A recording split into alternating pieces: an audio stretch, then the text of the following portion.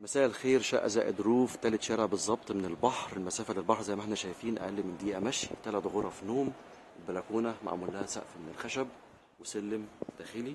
وادي كده البلكونة من زاوية تانية. احنا كده أول دور، هنا في غرفتين نوم وفي ريسبشن ومطبخ وحمام، وفوق عندنا غرفة نوم تالتة.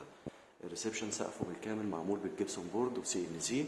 وهنا كده المطبخ، واجهته من الطوب الحراري ورخامته كبيرة. وادي كده المطبخ من جوه، وادي كده الريسبشن من زاويه تانية. وبعدين عندنا هنا في دولاب مطبخ، وهنا في صاله توزيع.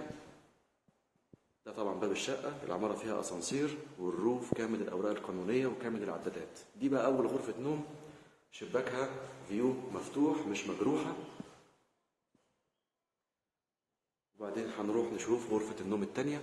دي كده غرفه النوم التانية، شباكها بحري، واجهة الكامل بالروف، شبابيكها على الواجهة البحرية. وادي هنا الحمام، حمام حلو مساحته جميلة. هنطلع بقى على الدور التاني فوق. عندنا في غرفة نوم فوق، وفي قاعدة وفي شواية. هنا برضو شباك على الواجهة البحري. وادي كده البلكونة من زاوية تانية. وده كده سلم داخلي مباني. طلعنا على الدور التاني فوق. ده ملكية خاصة، مسجل في الجمعية لصاحب الروف.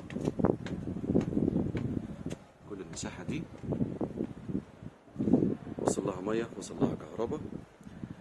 في قاعدة وفي شواية وفي غرفة نوم. دي كده الشواية، وهنا كده القاعدة، وهنا كده غرفة النوم التالتة.